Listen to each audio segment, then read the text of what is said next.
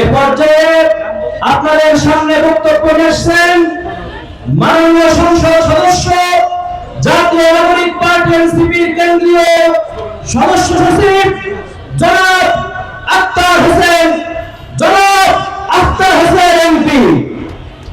ইনকিলাব ইনকিলাব ইনকিলাব ইনকিলাব জিন্দাবাদ জিন্দাবাদ, গোলামি না আজাদি, দিল্লি না ঢাকা, ইনকিলাব ইনকিলাব।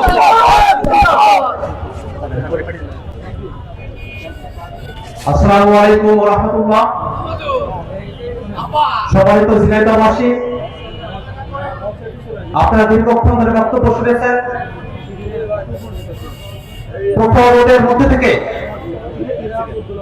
এই শত শত মানুষ, আপনারা যারা এতক্ষণ ধরে আমাদের বক্তব্য শুনেছেন, আপনাদের সকলকে জাতীয় নাগরিক পার্টি এনসিপির পক্ষ থেকে শুভেচ্ছা এবং অভিনন্দন। ঝিনাইদহবাসী, আমরা একটা নতুন বাংলাদেশের প্রত্যাশা করেছিলাম, এমন একটা বাংলাদেশ যেই বাংলাদেশের সরকারি চাকরি হবে দলমতের বাইরে গিয়ে যোগ্যতার ভিত্তিতে, এমন একটা বাংলাদেশ যেখানে রাষ্ট্রীয় প্রতিষ্ঠানগুলোকে দলীয়করণ মুক্ত করা হবে, এমন একটা বাংলাদেশ যেই বাংলাদেশের সাংবিধানিক প্রতিষ্ঠানগুলোতে নিয়োগ দেওয়ার সময় সরকারি দল বিরোধী দল সকলের অংশগ্রহণ থাকবে, একটা নিরপেক্ষ বডির মধ্য দিয়ে নিয়োগ প্রক্রিয়া সম্পূর্ণ হবে, তার সমস্ত আলোচনা ঐক্যবদ্ধ কমিশনে আমরা করেছিলাম।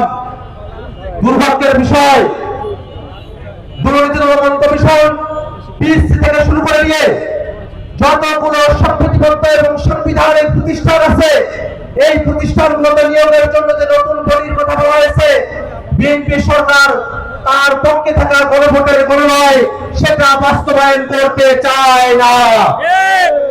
তারই লক্ষণ দেখা দিয়েছে সম্প্রতি 3 দিন হলো বাংলাদেশের 12টি সংস্থা এবং